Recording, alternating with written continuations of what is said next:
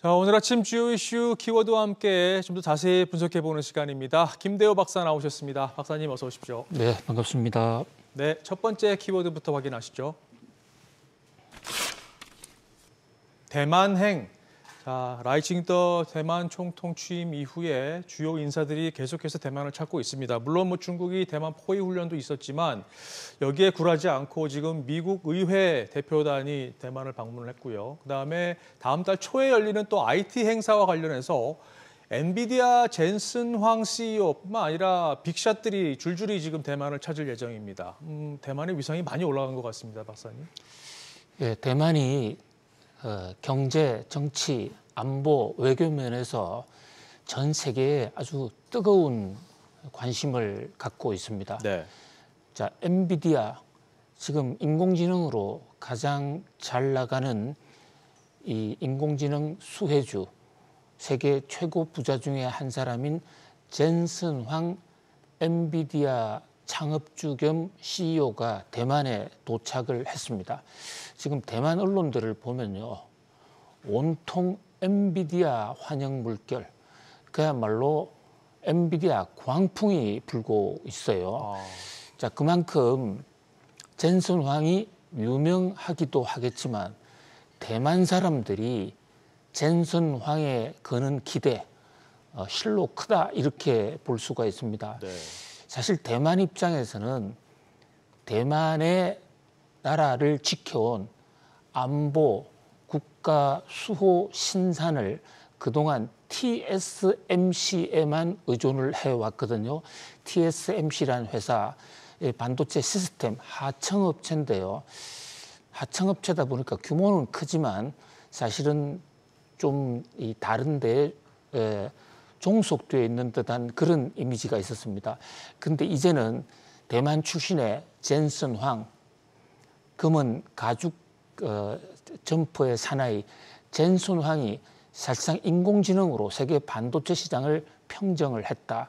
그런 면에서 프라이드가 대단한데 그 젠슨 황이 최근에 아주 좋은 실적 발표하고 또 천비디아라는 시가총액 또는 이 시가 $1,000 선까지 돌파하는 그런 기염을 토한 직후에 고향인 대만을 찾아오면서 대만 사람들은 영웅의 환대, 목마탄 남자의 귀환 이러면서 아주 열렬한 환영을 보이고 있습니다. 젠슨 황은 부인과 함께 지금 대만에 도착해서 길거리에서 사인 세례까지 하는 이런 상황인데요. 네. 자, 대만이 이렇게 젠슨 황을 특히 중요하게 생각하는 것은 중국의 위협 속에 대만을 지켜줄 대만의 수호신은 사실상 반도체밖에 없다. 근데 그동안 TSMC에 있어서 엔비디아조차도 사실상 대만 세력이다. 실제로 최근에 엔비디아가 대만 반도체 지원법에 따라서 보조금을 받으면서 대만에 지금 이 연구소를 출범을 그러니까 기공을 했습니다. 네. 이 엔비디아의 연구소는요, 엔비디아라는 곳은 제조업체가 아니고 연구를 하는 패블리스이기 때문에 연구소가 바로 공장입니다. 그런 면에서 엔비디아의 공장이 대만에 들어선다. 이것은 인공지능의 메카로서 대만이 한번 또 뜬다. 그뿐만이 아니죠. 지금 젠슨 황이 꾸려가는 엔비디아는 그 엔비디아에서 만드는 GPU, 인공지능용 반도체 칩을 전량 TSMC에 발주를 하고 있습니다. 네. 그러니까 대만 사람들이 설계를 하고 대만 사람들이 TSMC에 생산을 해서 지금 만들고 있는 것이죠. 삼성전자가 지금 엔비디아의 이 고대역 메모리 반도체 HBM3E 시리즈 이게 지금 통과되느냐 안 되느냐 상당히 운명을 걸고 있는데 그 결정의 키는 젠슨 황과 TSMC의 모리스 챙이 쥐고 있다. 네. 둘 다 대만 사람입니다. 대만 입장에서는 전 세계가 지금 대만과 단교를 하고 중국은 공격을 하고 있는 상황에서 대만을 지켜줄 것은 반도체와 인공지능밖에 없다. 이제 이런 생각을 하고 있는 것이죠.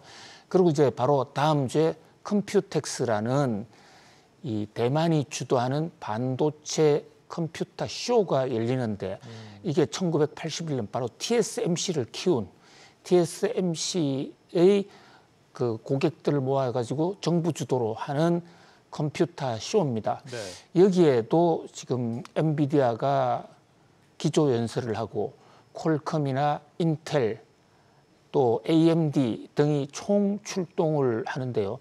여기서 젠슨 황이 어떤 새로운 기술을 발표할 것이다 라는 대만 언론의 보도가 어제 또 나왔습니다. 네. 이제 그러다 보니까 일반 반도체 업계에서도 이번에 대만의 어떤 이 컴퓨텍스에 새로운 인공지능의 흐름이 나오는 것이 아니냐 해서 귀추를 주목하고 있는데요. 사실 대만에서는 라이칭더의 취임식과 이 컴퓨텍스의 일정을 사실상 비슷한 시점에 의도적으로 조정을 한 것으로 보여져요.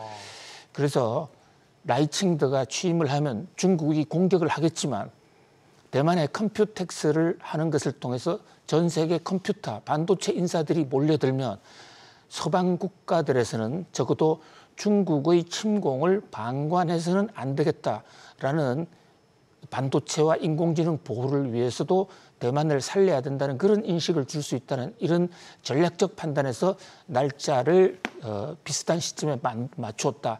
이게 대만 언론들의 보도인데요. 자, 실제로 라이칭더 취임에 맞춰서 라이칭더는 대만의 독립 성향이 강하기 때문에 중국 정부에서는 라이칭더 당선을 아주 집요하게 반대해 왔습니다. 네. 그래서 라이칭더 취임을 맞아서 대만 전역에서 엄청난 군사 훈련까지 했습니다만은 그러나 이 지난번 낸시 펠로시 하원 의장이 대만을 방문했을 때에 비해서는 군사 시위가 좀 덜했다 이렇게 볼 수가 있고요. 네. 이 미국의 지금 하원 외교위원장을 비롯한 국회의원 6명이 대만을 방문하고 있습니다. 30일까지 지금 대만에 체류한다는 얘기인데요. 뭐 그런 것을 감안했을 때 중국의 공격은 뭐 예상보다도 좀 덜했다. 이렇게 볼 수가 있는데 이 또한 반도체와 인공지능의 힘이 아니겠느냐. 결국 대만 입장에서는 지금 의지할 때가 반도체와 인공지능밖에 없는데 그러다 보니까 여기에 집중적인 투자를 하고 있고 또 이 대목이 공교롭게도 한국과 경쟁되는 부분이기 때문에 네. 대만의 집중적인 인공지능과 반도체 육성이 한국의 반도체 산업에 미칠 영향 이런 것도 좀 주목을 해봐야 할 것으로 보입니다. 어쨌든 대만은 반도체와 인공지능으로 중국의 위협과 협박을 극복하려는 그런 모습이고 그것이 다음 주에 있을 대만 컴퓨텍스에서 정점을 이룰 것으로 보여집니다. 그렇군요. 우리도 기업 대표를 좀 이렇게 영웅으로 좀 칭호할 수 있는 시대가 좀 왔으면 하는 바람이 좀 있습니다. 자, 다음 뉴스 키워드로 넘어가시죠. 한중일 대 한일중. 한국과 우리나라와 일본, 중국이 3자 정상회의 어제 마무리가 됐습니다. 근데 관련 기사를 보실 때 제목에서 이번 행사를 한중일로 보느냐, 한일중으로 부르느냐 이걸 놓고 좀 혼선이 좀 있었던 것 같은데요. 물론 대통령실은 공식 보도자료에서 한일중을 썼습니다. 근데 언론사들은 지금까지 한중일이 입에 좀 붙었었는데 왜 이번에 이렇게 차이가 나는 걸까요? 네, 한중일이라고 표시하는 언론도 있고 한일중으로 표시하는 언론도 있습니다. 자, 이 대목 우리로서는 상당히 민감한 대목이기도 한데 일각에서는 한중일이라고 표현하는 언론들은 친중파, 한일중이라고 표시하는 언론들은 친일파 뭐 이렇게까지 지적을 하고 있는 상황입니다. 그러니까요. 예, 그만큼 우리 사회에서 중국과 일본이 갖는 어떤 상반된 의미가 상당히 큽니다. 사실 그동안 우리는 오랫동안 한중일이라는 프레임, 한국과 중국이 1992년에 국교 수교한 이후로는 한중일 용어를 많이 써왔는데 네. 윤석열 정부가 들어서서 지난해에 이 아세안 회의를 하는 자리에서 윤석열 대통령이 이례적으로 한중일을 한일중이라고 처음 부르면서 좀 분위기가 상당히 바뀌었습니다. 네.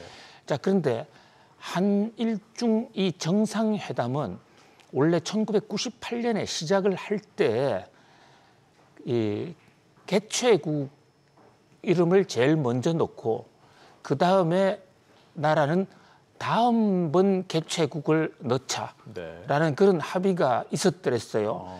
이게 25년 전 상황입니다. 네. 당시 김대중 정부 시절이죠. 그런데 다음 정상 회의를 주최하는 곳이 일본이기 때문에 그 논리에 따른다면 한일중이라는 표현이 맞다 이렇게 볼 수가 있습니다. 그래서 일부 언론들은 한일중이라고 표시했죠. 뭐 이 대목에서는 친일파냐 친중파냐 이런 어떤 개념보다는 그 합의를 따른 것이다 이렇게 볼 수도 있어요. 네. 그런데 문제는 우리나라가 아닌 중국이나 일본의 경우에는 이 합의 안 따르고 그 중국은 원칙과 관계없이 중일한이라고 그러고 일본은 그 원칙과 관계없이 일중한이라고 그러고 일본, 중국 모두 한국을 제일 꼬레비로 빼놓고 그러니까요. 자기들을 앞장서서 지금 하고 있거든요. 그런 상황에서 원칙이 뭘 중요하냐. 우리도 우리 입장에서 써야 되지 않느냐는 이런 시각도 있습니다.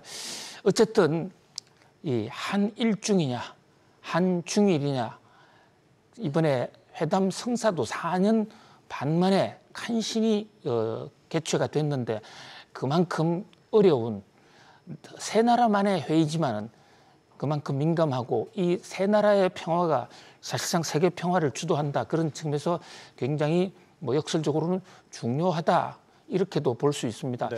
이 세 나라의 합의 공동성명을 보면요, 뭐 상당히 절제된 좋게 보면 절제됐고 조금 비판적으로 보면 알맹이가 없는 어떤 합의에 그쳤다. 이럴 때는 북한 핵 문제라든지 또는 보호무역 등에 대해서는 아무런 합의를 내지 못하고 네. 각자 의견을 개진했다. 이런 정도로 그치고 있습니다. 뭐 물론 이 한중일 회담, 한일중 회담 자체가 그만큼 어렵기 때문에 성과 내기도 도출하기도 어려웠던 만큼 우리가 뭐 실망할 건 없고 더 잘 가꾸어서 잘 화합과 화해를 모색해 가야 되겠다라고 볼 수 있습니다. 시작이 반이다는 얘기도 있으니까 일단 만났던 것만으로도 그렇죠. 나름 의미가 있지 않나 이런 생각을 해봅니다. 네, 맞습니다. 대화체가 복원된 것만 해도 큰 의미가 있는 것 같습니다. 자, 다음 뉴스 키워드 보시죠. 시진핑 대 리창. 자, 이것도 논란거리였습니다. 이번에 시진핑 중국 국가주석이 정상회담이라면 참석을 해야 되는데 왜 리창 총리가 왔느냐. 이런 또 논란이 불거졌는데요. 이거 어떻게 보십니까, 박사님? 네, 중국 언론을 유심히 보니까 이번 한중일 또는 한일중 정상회담을 정상회담이라고 표현한 언론을 발견을 하지 못했어요. 그래서 중국은 어떻게 보도하느냐 봤더만 한중일 3자 회의 또 윤석열 대통령과 리창 중국 총리와의 정상회담에 대해서 한중 양자 회의 이렇게 표시를 하고 있더군요. 네. 어쨌든 중국에서는 정상회의로 보지 않고 있는 것이죠. 자, 이게 여기에도 나름대로 사연이 있는데요. 이게 1998년에 김대중 대통령이 이 한중일 정상회담을 제안할 때는 당시에 한국발 경제 위기 그것이 아시아의 공동 책임이다. 또 함께 헤쳐가자 해서 그래서 한중일 정상회담을 제안을 하고 거기에 따라 성사가 된 건데 그때만 하더라도 자, 두 가지 포인트가 있습니다. 당시 경제가 현안이었고요.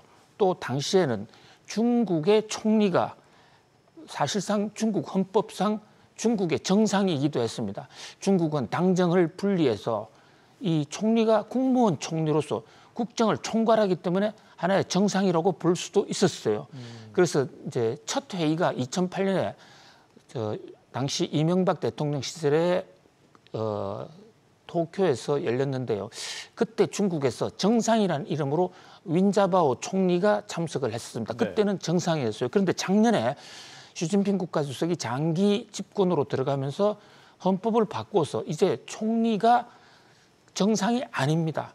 그런 면에서 한중일 정상회담을 한다 그러면 총리가 아니라 시진핑 주석이 오는 것이 의전상 맞다 이렇게 볼 수 있겠습니다. 그렇군요. 다음 회의에서는 또 어떻게 될지 좀 지켜봐야 되겠습니다. 자, 계속해서 다음 뉴스 키워드 보시겠습니다. 청천 난기류, 말 그대로 맑은 하늘의 난기류라는 뜻인데요. 이게 요즘 문제가 되고 있습니다. 특히 싱가포르 항공에서 승객 한 명이 이 청천, 그러니까 맑은 하늘의 난기류 때문에 사망하는 사고가 발생이 되면서 관심이 커지고 있는데 관측, 그러니까 예측이 좀 어렵다고 하고 또 앞으로도 많아질 거라고 그러더라고요. 예, 보통 난기류나 뭐 벼락, 이상기후는 맑은 하늘에서는 잘 일어나지 않습니다. 날씨가 흐릴 때 천둥벼락이 치고 그런데 이제 중국의 속담 중에 아주 저주를 퍼부을 때 마른 하늘에 벼락이 쳐서 너 좀 죽었으면 좋겠다. 뭐 이런 얘기가 있어요. 그게 이제 청천벽력 같은 얘기다 이러는데 신조어로 이제 청천난류.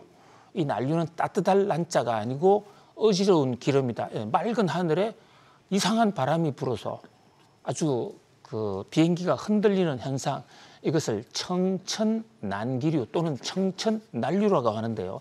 자, 싱가포르 항공에 이어서 또 지금 청천난류 때문에 비행기 사고가 터졌습니다. 자, 이거 이상기후 때문에 예상하지 못한 지금 바람이 생기고 이 비행기 여행에 상당히 적신호가 지금 울리고 있는데요. 당분간은 비행기 탈 때 뭐 당분간뿐만 아니라 앞으로도 계속 그래야 될 것 같습니다. 꼭 필요한 경우를 빼고는 반드시 안전벨트를 매고 있는 것이 생존의 비법이다. 이렇게 볼 수 있겠습니다. 맞습니다. 자, 오늘 마지막 뉴스 키워드 보시죠. 엔겔 거지. 자, 아시다시피 엔겔 지수 하면 우리 소비 지출에서 식료품이 차지하는 비중을 얘기를 하는데요. 이 식료품을 포함해서 지금 필수 생계비가 소득의 거의 40% 가까이 차지한다는 조사가 나왔습니다. 그만큼 물가가 많이 올랐다는 얘기죠, 박사님. 예, 사람과 동물이 다른 것에 가장 그 큰 구분점의 하나가 바로 엔겔 계수에 있다 이렇게 볼 수가 있습니다. 동물은 먹고 사는데 온종일 먹고 사는 문제만 생각을 해서 먹고 사는 데에 열중하고 또 먹고 살면서 소비하는 이런 패턴인데 반해서 인간은 먹고 사는 것을 어떻게 하면 최소한 줄이고 문화생활 또 창의적 생활을 할 수 있느냐라는 것이라고 볼 수 있습니다. 그래서 엔겔이라는 경제학자는 이 자기 소득 중에서 먹는 것에 대한 비중이 가장 낮은 사람이 바로 부자다. 이렇게 이제 지적을 하고 있는데요. 요즘 우리는 이 엔겔 계수가 점점 높아지고 있습니다. 거꾸로 간다는 얘기죠. 높아지고 있다는 것은 벌어들인 돈의 상당 부분을 먹는 데 쓰고 있는데 먹는 물가가 살인적으로 높아지고 있기 때문입니다. 거기다가 이제 전기라든지 이런 꼭 생필품까지 다 포함을 하면 이것을 필수 생계비라고 그러는데 그 비중도 평균 35, 또 이 서민들은 75%까지 올라가고 있거든요. 고금리, 고물가가 국민 생계를 아주 강타하고 있다는 걸 보여주는 대표적인 지표다. 그래서 우리가 말로는 민생 하는데 민생을 타파하기 위해서는 엔겔 계수를부터 낮춰야 된다. 엔겔 거지에서 해방시켜 주는 것이 민생을 살리는 첩경이다. 이렇게 지적해 볼 수 있겠습니다. 맞습니다. 자, 오늘 짚어본 뉴스 키워드 다시 한번 보실까요? 대만행, 한중일 대 한일중, 시진핑 대 리창, 청천 난기류 그리고 엔겔 거지까지 짚어봤습니다. 박사님 오늘도 잘 들었습니다. 말씀 고맙습니다. 고맙습니다.